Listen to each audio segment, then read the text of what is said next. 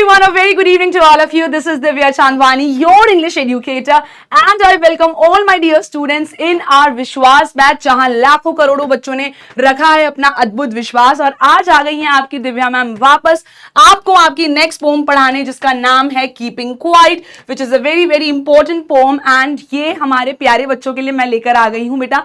इसके जो पोएट हैं वो हैं पैब्लो नेरूदा। तो ये जो पोम है वो मैं आपको लाइन टू लाइन एक्सप्लेन करने वाली हूं with all the important meanings. और आज जो है आप इसको बड़े प्यारे तरीके से पिक्टोरियल फॉर्म में आप पढ़ने वाले हैं मेरे साथ। Now you must be wondering कि आपको ये नोट्स कहां से मिल सकते हैं बच्चों। So the link is in the description. आपको उस लिंक पे क्लिक करना है। As soon as you will click on the link, आप हमारी PW ऐप पे डायरेक्ट हो जाएंगे, जहां से जाकर आप फ्री में अपने नोट्स को डाउनलोड कर सकते हैं। और अगर आप में से कोई है जो अभी तक PW और PW ऐप के बारे में नहीं जानता है, तो वैसे तो ये काफी असंभव सी चीज है, बट फिर भी अगर मेरे प्यारे बच्चों आपको नहीं पता है तो दिव्या मैम आपको बताना चाहती है PW एक ऐसा इंस्टीट्यूट है बेटा जहां पर हम लाखों करोड़ों बच्चों को पिछले 5 साल से पढ़ा रहे हैं। और सिर्फ उन्होंने पढ़कर ही नहीं बल्कि इतने बेहतरीन रिजल्ट्स लाकर हम सबको इतना अमेज किया है। इतने बेहतरीन रिजल्ट्स हम लोगों ने दिए हैं which is outstanding in itself. तो ये मेरे प्यारे बच्चे ऑलरेडी जानते होंगे।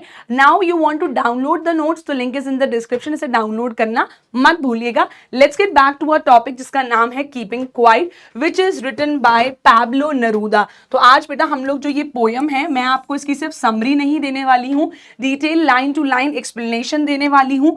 एंड साथ ही साथ मैं आपको इसके सारे NCERT क्वेश्चंस का सॉल्यूशन भी देने वाली हूँ। So my dear students, be ready and be super excited, क्योंकि आज जो है बहुत ही कम समय में हम इस ब्यूटीफुल सी पोएम को बड़े अच्छे से लाइन टू लाइन समझ लेंगे। So yes my dear students, let's get started with our first paragraph. और यहाँ पे आप इसका एक ब्यूटीफुल डिस्क्रिप्शन देख रहे हैं जो हमें पैब्लो नेरूदा करने को बोल रहे हैं। So let's get started. यहाँ पर पैब्लो नेरूदा हमें क्या बोल रहे हैं?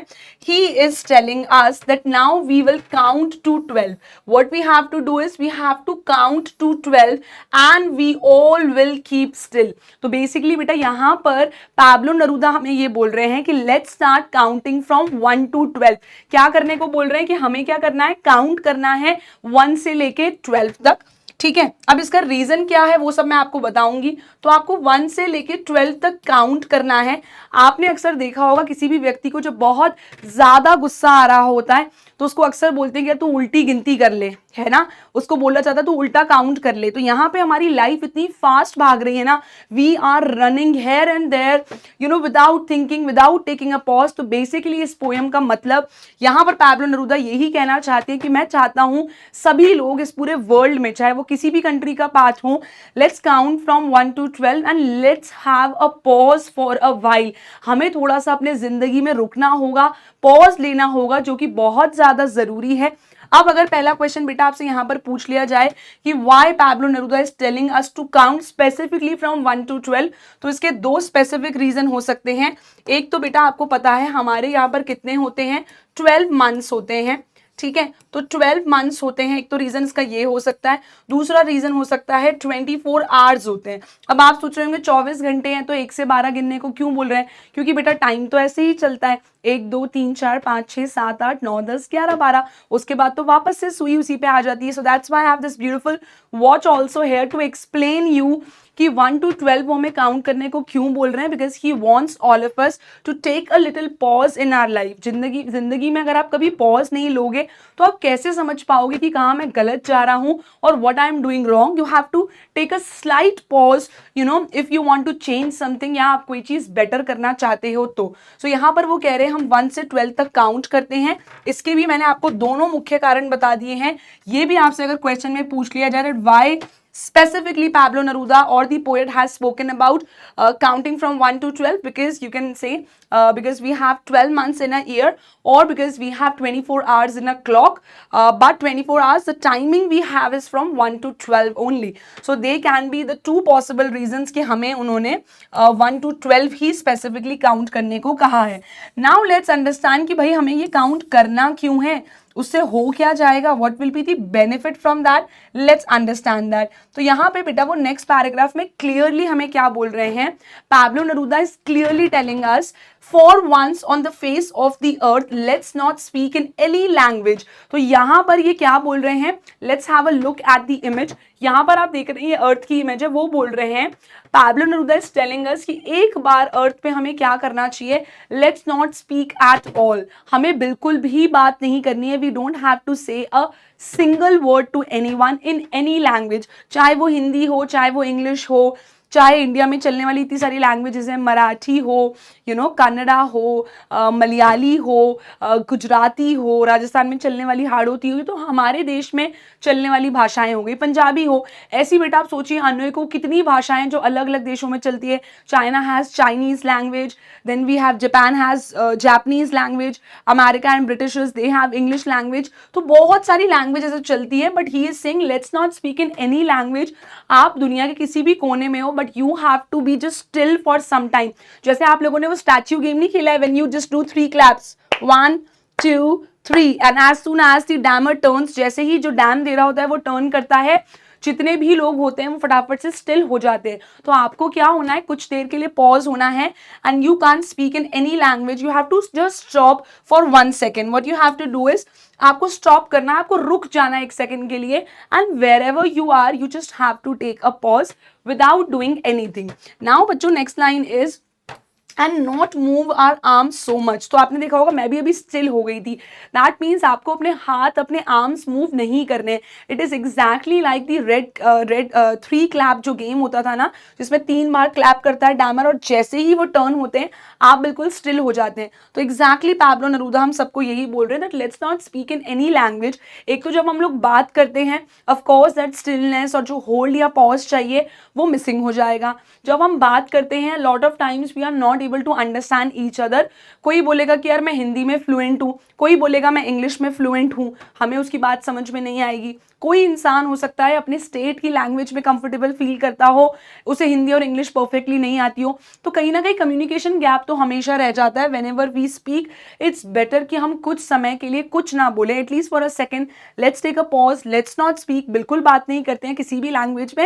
And when in fact you can feel a heart to heart connection because you are not talking, आप किसी को डिमीन नहीं कर रहे हैं, आप किसी को अपशब्द नहीं कह रहे हैं सामने वाले को नीचा दिखाने के लिए। बिकॉज जब भी हम किसी से बात करते हैं इन टर्म्स ऑफ लैंग्वेज, तो कभी ना कभी अनइंटेंशनली भी हम किसी से ऐसा कुछ कह जाते हैं, अरे यार तुम बुद्धू हो क्या, अरे तुम पागल हो क्या, तो हिंदी के वर्ड्स हो गए। But in all the languages there are so many words that we often say, maybe intentionally और अनइंटेंशनली, वो सारी समस्याएं यहाँ पर हट जाएंगी because you won't be talking. आप कोई भी लैंग्वेज में बात कर ही नहीं रहे होंगे, तो ऑफ कोर्स किसी को बुरा भी नहीं लगेगा, and there will be a heart to heart connection also that can be felt. So यहाँ पे बेटा क्या करना है, 1 से लेकर 12 तक काउंट करना है। Now next is it would be an exotic movement without rush, without engines, we all will be together in a sudden strangeness. अब ये कैसा मूवमेंट होगा, एक एक्सोटिक मूवमेंट होगा, यानी कि एक अनयूजुअल सा मूवमेंट होगा। It will be an unusual movement for us, it will be an exotic movement for us. Unusual का मतलब क्या है बच्चा, अनयूजुअल का मतलब क्या है, अनयूजुअल का मतलब बच्चे यहाँ पे ये है कि ये जो मूवमेंट होगा ये हमारे लिए अनयूजुअल होगा। Now which movement we are talking about, we are talking about a movement जहाँ पर कोई रश नहीं होगा, कोई इंजन्स नहीं होंगे। अब रश क्या होता है, जब लोग सुबह ऑफिस जाते हैं तो कितनी तेज हॉन्किंग की आवाज आती है, हॉन्किंग यानी कि कंटिन्यूसली हॉर्न बजाते रहते हैं, इतनी भीड़ भाड़ होती है, लोग भाग रहे होते हैं। बट ये सारी चीजें क्या हैं, इट वोंट बी हैपनिंग। ये सब क्या है बच्चा, ये सब कुछ नहीं होने वाला है when we will be taking, अगर हम लोग 1 सेकेंड का भी पॉज पूरी दुनिया में अगर हम डिक्लेयर कर दें that we will be taking 1 second pause and it will be declared in the entire world, तो ऑफ कोर्स ये सारी चीजें चाहे उस पर्टिकुलर 1 सेकेंड के लिए, 1 मिनट के लिए हमें नहीं देखने को मिलेगी, end of course it will be better. अगर आप लोगों ने कोविड वाला टाइम अगर आप याद करें, I am not saying that it was a good time, we all have suffered, it was a very very unfortunate thing जो हमारे देश या पूरी दुनिया के साथ हुई है। लेकिन बच्चों अगर आपने उसमें एक चीज़ सिर्फ हम अच्छी क्या नोटिस कर सकते हैं, I still remember it was 2020, 2020 चल रहा था और मैंने उस टाइम पे न्यूज़ देख रही थी, आई am not sure which country it was, लेकिन यूरोप में कोई कंट्री थी और वहाँ पे ना यूजुअली इतना ट्रैफिक जाम रहता था उस पर्टिकुलर जगह पे, और हमेशा of course this honking sound, honking इस पूरे टाइम हॉर्न बजाते रहना, ये सारी चीज़ें हमेशा रहती थी।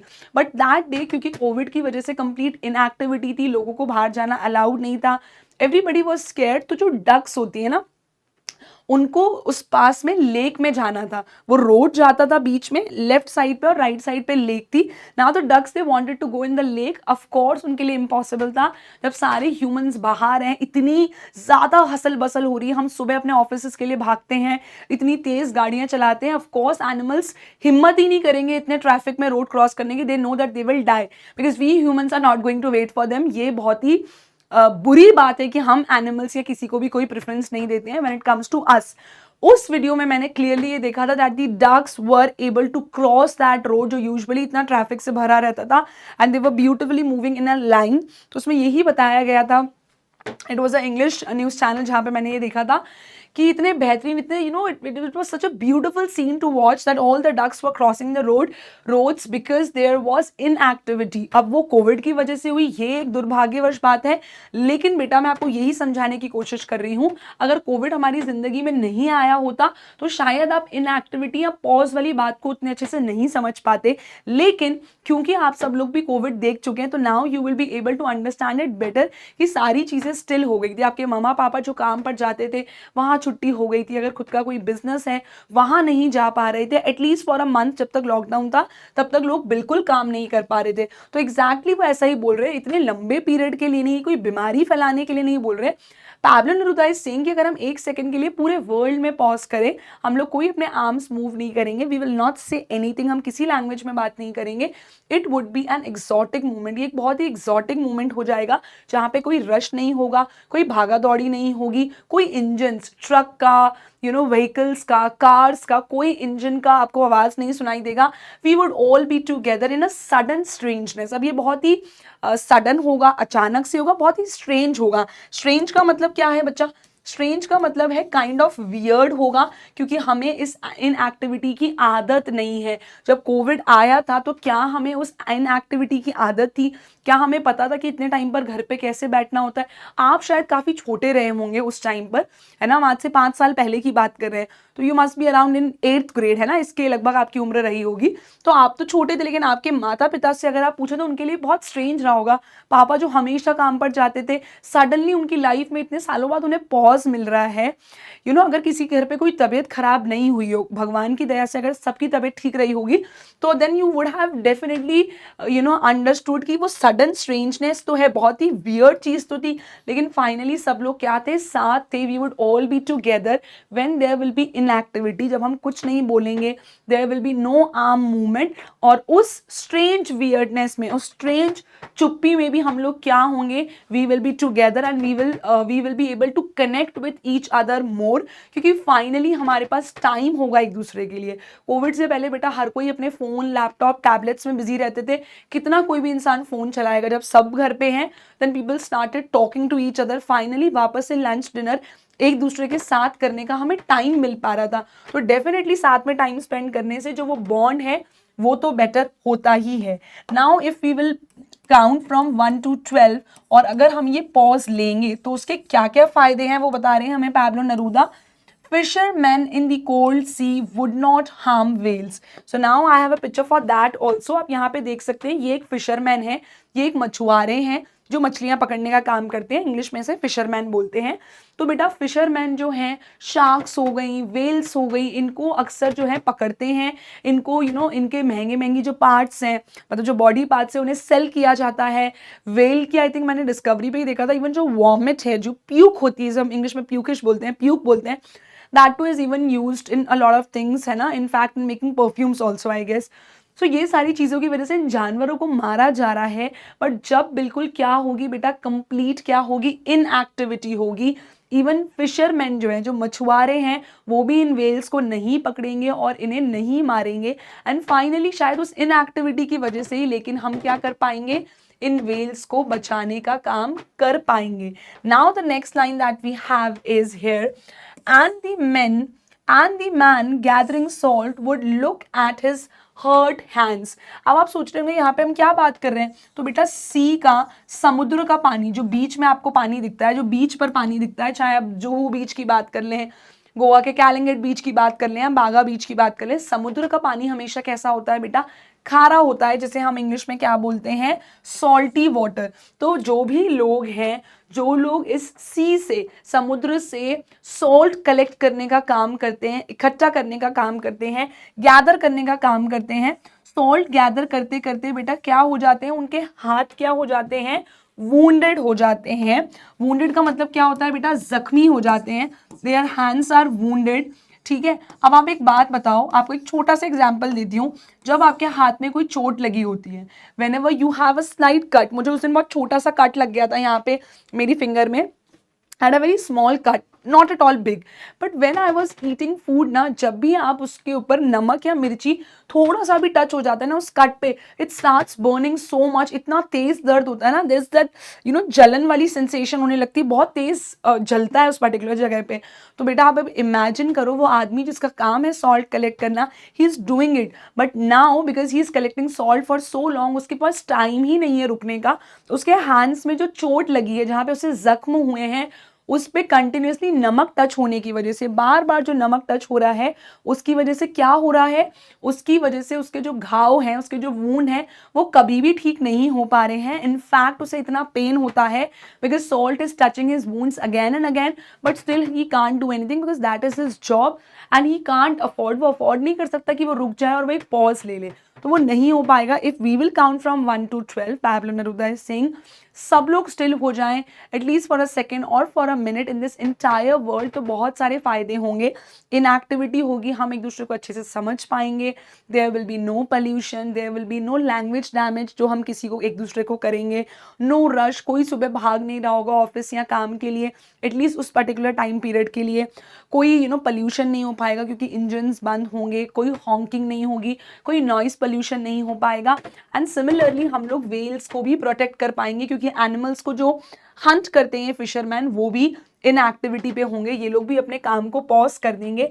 एंड वो आदमी जो इतने टाइम से सॉल्ट गैदर कर रहा था, सॉल्ट इकट्ठे कर रहा था, finally he will be able to look at his hurt hands. उसके पास क्या होगा बेटा, finally he will have time to heal, finally he will have time to heal। बेटा हील का मतलब क्या है, उसको अपने जख्मों को भरने देने के लिए कुछ समय तो वो काम छोड़ना पड़ेगा ना। अगर कोई इंसान को गन शॉट लगा है और कंटिन्यूसली अगर हम उसको सोल्जर को वॉर में भेज रहे हैं, तो वो हील कब होगा, जख्म को हील होने के लिए भी इंसान को कुछ टाइम देना पड़ता है। तो फाइनली जो इंसान सॉल्ट गैदर करता है उसको टाइम मिलेगा to heal because when there will be inactivity. Next is those who prepare green wars. Green wars कौन सी वॉर्स होती हैं, वॉर्स विद केमिकल्स, ठीक है, वॉर्स विद केमिकल्स या वॉर्स अगेंस्ट नेचर के लिए हम वर्ड यूज करते हैं ग्रीन वॉर्स। तो यहाँ पर बेटा नेक्स्ट पैरा में पैब्लो नरूदा बोल रहे हैं, those who prepare green wars, wars with gas, wars with fire, victory with no survivors. तो अब तो आपके लिए बेटा ये भी रिलेटेबल हो गया होगा, क्यों, बिकॉज नाउ डेज अनफॉर्चुनेटली हम लोगों ने भी इतनी वॉर्स देख ली हैं। अभी जो इंडिया वर्सेस पाकिस्तान था वो तो एक छोटा सा ही पार्ट था, लेकिन हमने बाकी कंट्रीज की इतनी वॉर देखी, रशिया यूक्रेन की वॉर इतने सालों से चल रही है, पैलेस्टाइन में वॉर चल रही है, बहुत सारी जगह पे हम देख रहे हैं कि वॉर चल रही है। तो बहुत ही छोटी उम्र में बच्चों आपने कोविड वाली चीज़ भी देख ली है, वॉर वाली चीज़ भी देख ली है। तो यहाँ पर वो एग्जैक्टली यही बोल रहे हैं, those who prepare green wars, wars with gas, wars with fire. तो जो लोग, जो भी कंट्री के लोग हैं जो अपने सोल्जर्स को या जो लोग तैयारी करते हैं इन वॉर्स की कि आपको लड़ना है विद फुल केमिकल्स, गैसेस से, बड़े बड़े वेपन से एक दूसरे के ऊपर ये सब फेंकना है अलग अलग कंट्रीज़ के ऊपर जहाँ पे फुल फायर है, फुल एक्सप्लोजन है, तो वहाँ पर विक्ट्री तो हो सकता है आपको मिल जाए, but there will be no survivors, there will be no survivors. अब इसका मतलब क्या है बच्चा? विक्ट्री विथ नो सर्वाइवर्स का मतलब क्या है, ध्यान से समझते हैं। वो बोल रहे हैं फॉर एग्जाम्पल अगर हम बात करें रशिया यूक्रेन वॉर की, तो ऑफकोर्स अभी तो रशिया जीत रहा है, लेकिन वो ये बोल रहे हैं कि अगर कोई देश जीत भी जाता है, कोई भी इंसान, कोई भी प्रेसिडेंट जीत भी जाते हैं, लेकिन at what cost are you winning? आप किस कॉस्ट पर जीत रहे हैं, बट एट व्हाट कॉस्ट? ये इसका कहीं ना कहीं बोलने का इनका मीनिंग है। आप जीत तो रहे हो, but by killing so many innocent people of the other country, इतने सारे लोगों को मार कर अगर हम जीत भी रहे हैं तो काइंड ऑफ वो जीत नहीं होती। दैट मीन्स इस पैराग्राफ में ये क्लियर कर रहे हैं that Pablo Neruda is absolutely against wars, क्योंकि वॉर से कभी किसी का भला नहीं हुआ है। They have just killed innocent people and they have destroyed our economy completely, they destroy our economy completely. तो बोल रहे हैं कि अगर कोई कंट्री दूसरी कंट्री पे वॉर्स करता भी है, गैस फायर एक्सप्लोजन सब डालता भी है और वो जीत भी जाते हैं, उन्हें क्या है, विक्ट्री भी मिल जाती है, सक्सेस भी मिल जाती है, लेकिन उनके पास no survivors will be left. उनके खुद के इतने सारे सोल्जर्स मरे होंगे, दूसरी कंट्री के उन्होंने इतने इनोसेंट लोग मारे होंगे, तो at what cost are you even winning? They would put on clean clothes and walk with their brothers. तो जो कंट्री ने, एक कंट्री ने दूसरी कंट्री पे हमला तो कर दिया, आप जीत कर भी आ गए, बट एट व्हाट कॉस्ट? बहुत ही हार्डली सर्वाइवर्स बचे होंगे, यानी कि बहुत कम लोगों ने ही उस वॉर को सर्वाइव किया होगा। आप लोगों ने बेटा हिस्ट्री में अगर वर्ल्ड वॉर 2 पढ़ी होगी, वर्ल्ड वॉर 1 पढ़ी होगी, तो आपको समझ में आएगा कितना डिस्ट्रक्शन हुआ था जब अमेरिका ने जापान के हिरोशिमा नागासाकी पे न्यूक्लियर वेपन गिराया था, न्यूक्लियर बॉम्ब गिराया था। आज तक इतने सालों तक उनकी इतनी सारी पीढ़ियां जो है उनको डिस्ट्रॉय कर दिया अमेरिका ने। So you did to win that, but actually at what cost? You have exploited them, you have destroyed their upcoming generations also. उस टाइम पर लगभग, I am not sure about the number, but लगभग 40 लाख लोग तो on the spot मर गए थे because of the UV rays, जो रेडिएशन उसमें से निकलती है ना, जो यूवी रेडिएशंस निकलती है उससे मर गए थे। उसके बाद जो कुछ किलोमीटर दूर थे वो बर्न हो गए, a lot of people went blind. उनके बाद जो उनकी नेक्स्ट जनरेशन पैदा हुई वो सब बेटा डिफेक्टेड पैदा हो रही हैं, किसी ना किसी में पैर का प्रॉब्लम है, किसी को ब्लाइंडनेस है, कुछ ना कुछ प्रॉब्लम आ रही है। War, why it happened? Because America ने उनके साथ वॉर करके उनके ऊपर न्यूक्लियर बॉम्ब गिरा दिया हिरोशिमा नागासाकी पे, which is absolutely wrong. So now he is saying आप जीत भी जाते हो तो एट व्हाट कॉस्ट? आपके पास कोई सर्वाइवर बचेंगे? Hardly any two celebrate that. And आप जीत कर क्लीन क्लोथ्स पहन भी लोगे, क्लीन क्लोथ्स एज इन कि भाई हम जीत गए, और आपने इतने लोगों को मारने के बाद, जैसे बाहर तो जो लोग होते हैं जो दूसरी कंट्रीज के हैं फॉरेनर्स, तो यूजुअली अपने मूवीज में देखा हुआ वो तो फ्यूनरल पे ब्लैक पहनते हैं, ठीक है। तो यहाँ पे बोल रहे हैं कि अगर आप क्लीन क्लोथ्स पहन भी लोगे एज इफ कि आपके उस पर कोई खून के दाग नहीं है, you will come with clean clothes, आपने बिल्कुल वाइट सुंदर साफ कपड़े पहन लिए, and you will walk with your brothers, that means you will walk with your countryman. आप अपने लोगों के साथ, अपने बाकी रिमेनिंग सोल्जर्स के साथ you will start walking in the shade, shade is छाँव जो होती है, डूइंग नथिंग। आप ये कर भी लोगे, but do you still remember how many people you have killed?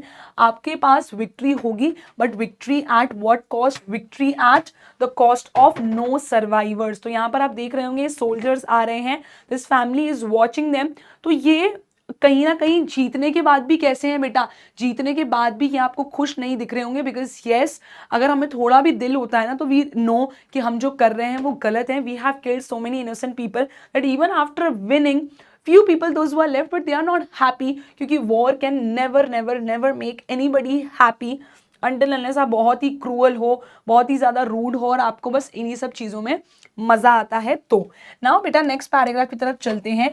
What I want should not be confused with total inactivity। अब मुझे आपको बहुत ध्यान से इसका मीनिंग समझाना है और आप भी मेरी बात को बहुत ध्यान से सुनोगे।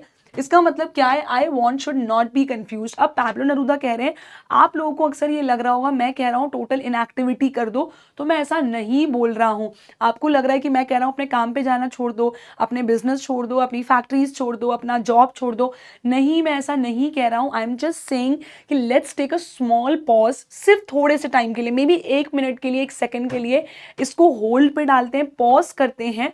आई am not saying to stop your things completely, कि आप पूरे टाइम हर समय के लिए इनएक्टिविटी कर दो। No, I am not saying that. Life is what it is about. जिंदगी जो है उसे तो जीना ही होगा। जो हमें काम करना है, सर्वाइवल के लिए पैसे कमाने हैं, फैमिली के लिए पैसा लाना है, वो लाना ही है।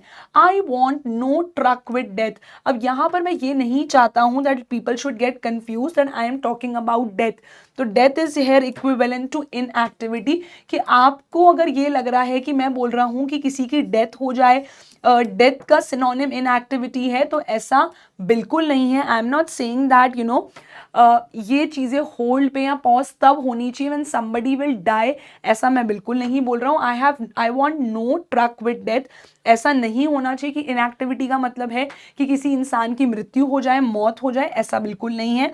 If we were not so single minded अगर हम लोग नहीं होते, सिंगल माइंडेड यानी कि नॉट सो बिजी, अगर हम लोग सिर्फ अपनी लाइफ में बिजी नहीं होते, not so busy with our lifes, अगर हम सिर्फ अपने बारे में ना सोचते, अपनी जिंदगी के बारे में ना सोचते, इतने सिंगल माइंडेड यानी बहुत ज्यादा सेल्फ सेंटर्ड नहीं होते, है ना, कि हमारी जिंदगी क्या है, आगे बढ़ती रहनी चाहिए, we have to move on, we have to earn money, हम इन्वायरमेंट के बारे में क्यों सोचें, why should we be worried about environment. Environment का तो काम ही है सिर्फ to give it to humans ना, वो हमें पेड़ दे, हम उनको काट के वहाँ पे फैक्ट्रीज बना दें, अपने घर बना दें, बड़ी बड़ी बिल्डिंग्स खड़ी कर दें। Now what is happening, we all can see कितने लैंडस्लाइड्स हो रहे हैं, कितने पेड़ पेड़ काटे जाने की वजह से इतने इतने घर डूब जा रहे हैं जो नदी के किनारे बसे हुए हैं। अभी आपने दिल्ली एनसीआर में स्पेशली गुड़गांव की बहुत सारी वीडियोस देखी होंगी, जो पूरा जो इतने लग्जूरियस अपार्टमेंट्स है, वहां इतना पानी भर जा रहा है।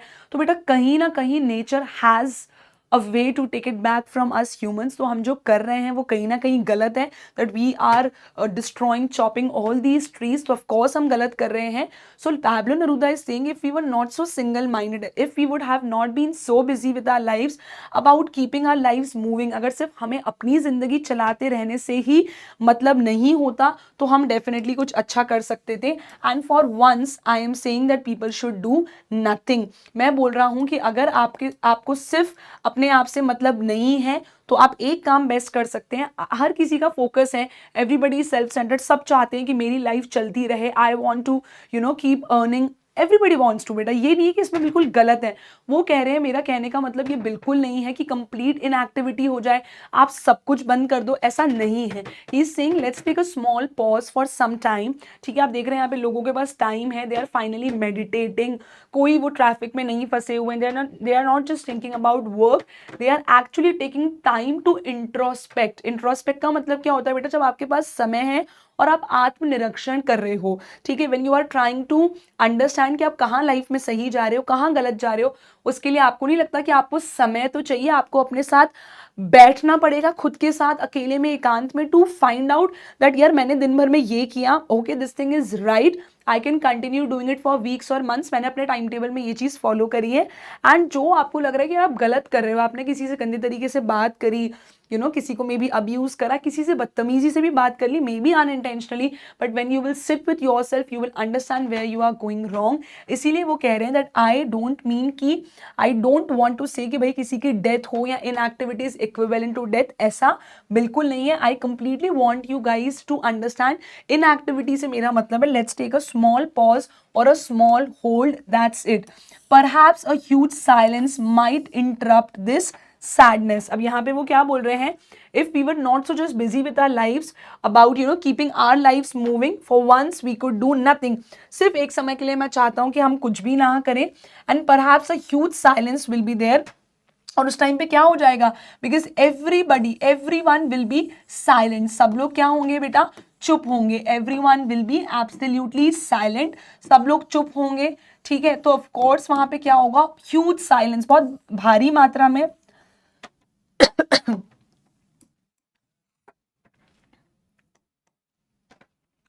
या सॉरी, बहुत भारी मात्रा में साइलेंस हो जाएगा and it might interrupt this sadness of never understanding ourselves. और जब वो बोल रहे हैं बेटा, जब हम लोग अपने साथ में बैठेंगे, जब वहां पे इतना अटर साइलेंस होगा, nobody will be talking, तो हो सकता है आपको क्या देखने को मिले, you can in fact find sadness. In fact आपको क्या देखने को मिल सकता है, सैडनेस भी देखने को मिल सकती है, क्योंकि जब आप अकेले में बैठोगे तभी आप रियलाइज करोगे that where you were going wrong. और उसकी वजह से हो सकता है, एकांत में अकेले बैठने की वजह से sometimes you will even feel bad कि okay this I was doing wrong for so many time, for so many years. वो इंट्रोस्पेक्शन हो कब पाएगा, ऑफ नेवर अंडरस्टैंडिंग आवरसेल्व्स। हम अपने आप को इंट्रोस्पेक्ट करते ही नहीं है, तो ये इंट्रोस्पेक्शन हो ही तब पाएगा जब आप क्या करोगे बेटा, जब आप ये सब चीज़ों पे भी ध्यान दोगे, अपने आप को जानोगे, समझोगे मैं कहाँ गलत जा रहा था।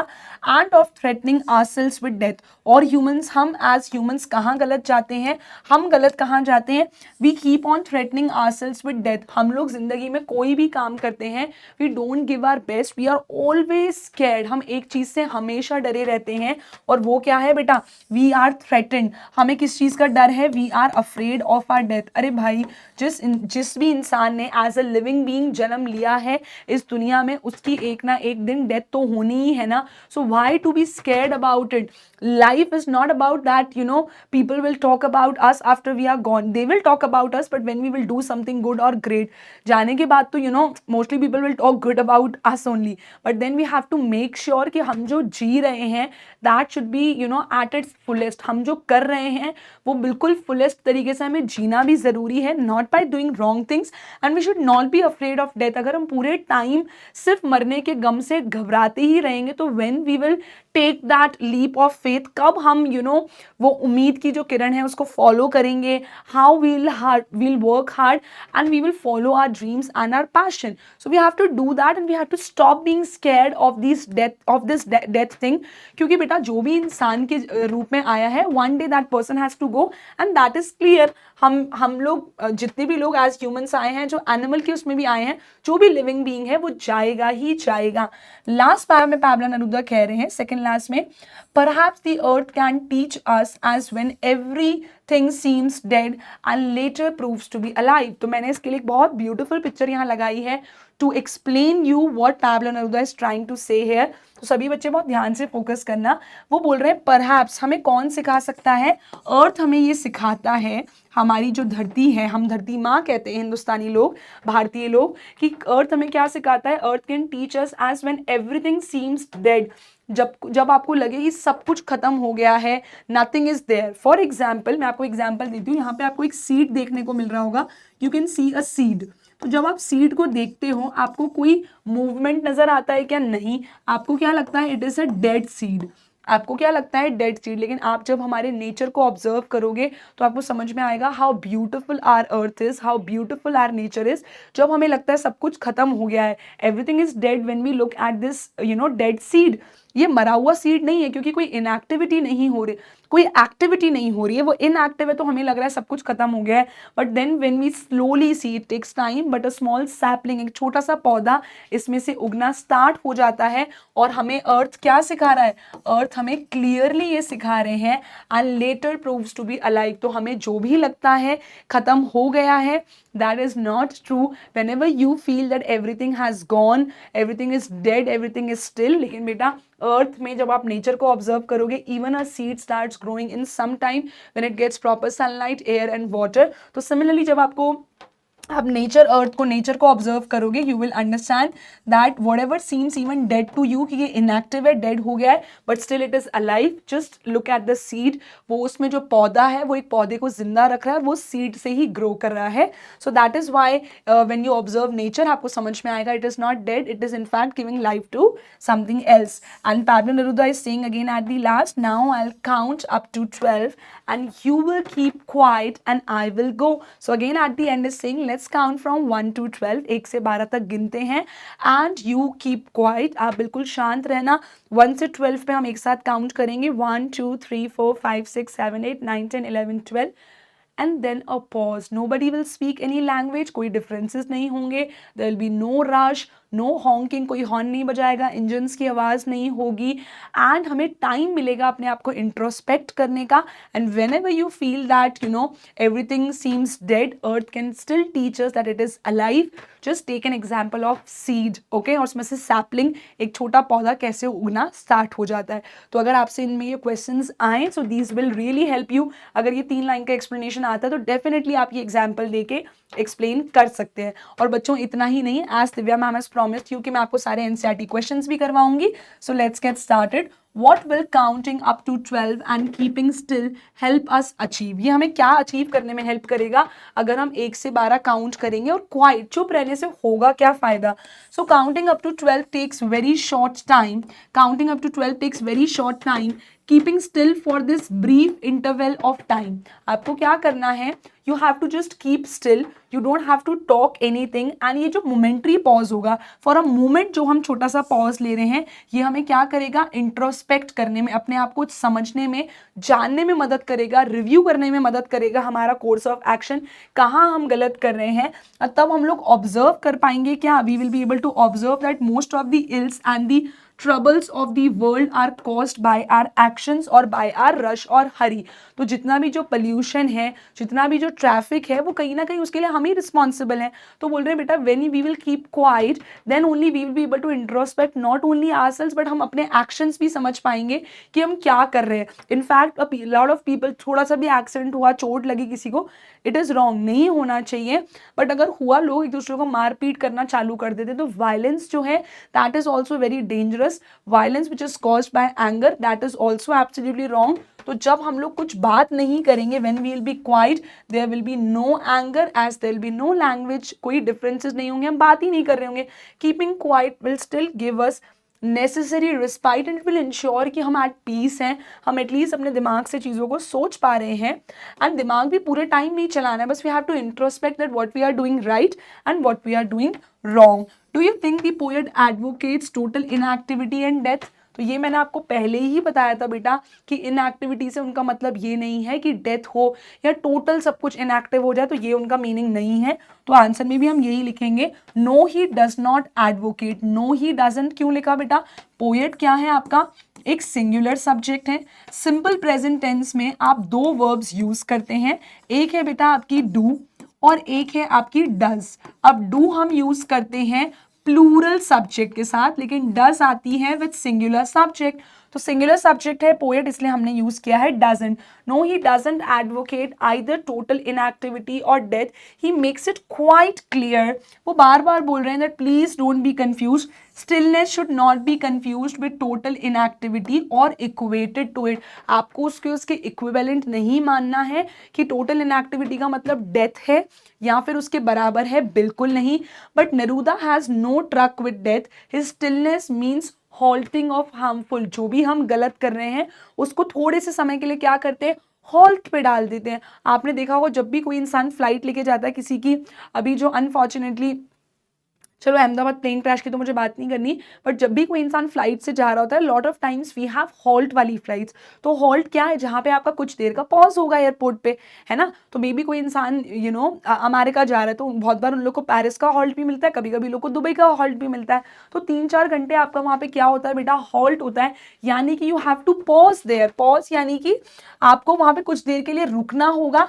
And we have to hostile, we have to stop these human activities for some time and we need to halt, we need to pause our all the harmful things that we do. तो inactivity का मतलब complete inactivity या death बिल्कुल भी नहीं है. What is the sadness that poet refers to in the poem? उन्होंने कहा था जब आप चुप रहोगे, साइलेंस बहुत रहेगा, तो हो सकता है आपको सैडनेस भी फील हो. तो ये कौन सी हम सैडनेस की बात कर रहे हैं? The poet refers to the sadness of failing to understand oneself in the monotonous everyday existence. अब बेटा monotonous का मतलब क्या होता है? मोनोटोनस का मतलब ये होता है हर सुबह आप स्कूल जा रहे हो, हर सुबह आपके पापा ऑफिस या अपने बिजनेस अपने काम के लिए जा रहे हैं, तो आपकी लाइफ कैसी बन जाती है? Your life becomes monotonous. Monotonous का मतलब क्या है? Your life becomes really really boring because you are doing one thing every day. तो हो सकता है आपके मन में सैडनेस भी आ जाए कि यार मैं अपनी मोनोटोनस लाइफ में इतना भाग रहा था. दैट सैडनेस क्यों है? That I have failed to understand myself, I have failed to understand myself which is very very important. And he also also finds it sad that the humanity is moving towards its own ruin, owning to its analyzed actions. He regrets the rush of outdoing others that has made us forget the values of humanity. सब लोग इतने selfish बन गए, सब लोग इतनी rush में इतना भाग रहे हैं, they just want to do good for themselves. But what about humanity? अगर हर इंसान ही इंसानियत खो देगा, if everyone will just do bad deeds, या हर इंसान बेटा अगर selfish हो जाएगा, so don't you think कि जो वो nature का balance है, now there are a lot of people who are chopping trees, but there are still few people जो उसको support कर रहे हैं, they are जो protest करते हैं उसके लिए, जो protectors हैं environment के, and we should also be one of them. तो अपने लिए तो हर कोई अच्छा करना चाहता है, बट जो नेक्स्ट अपकमिंग जनरेशन के लिए या हमारे नेचर के लिए अच्छा करे, वो लोग भी तो रिक्वायर्ड है.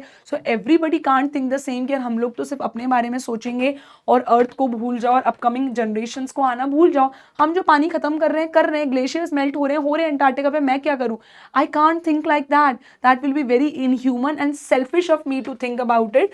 एंड बेटा ये सब सोचने के लिए हमारे पास वैसा दिल और दिमाग भी होना चाहिए, that we should think about even others, which is very very important. What symbol from nature does the poet invoke to say that there can be life under apparent stillness? अगर वो बोल रहे हैं आप नेचर को observe करो तो आपको ये समझ में आएगा, जब आपको लग रहा है सब कुछ इनएक्टिव है, स्टिल हो चुका है, डेथ हो चुकी है, everything is dead, but still you will feel something is alive there. तो ये आप कैसे सीख सकते हो? The poet uses the symbol of the earth to illustrate the point that there can be life under apparent stillness. यहाँ पे मैं आपको खुद से एग्जाम्पल देने को बोल रही हूँ, आप इसमें एग्जाम्पल लिखिएगा जो मैंने आपको एक्सप्लेन किया है, पूरा लिखिएगा आप इसमें.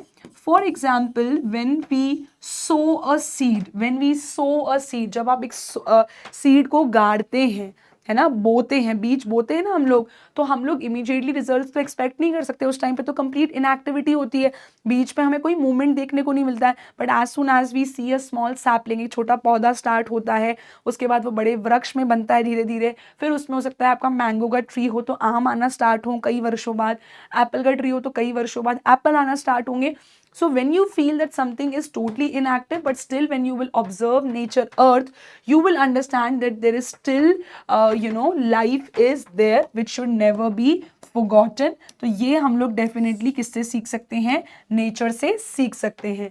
So yes, my dear students, यहाँ पे आपका homework ये है that you have to explain the poem in your own words now.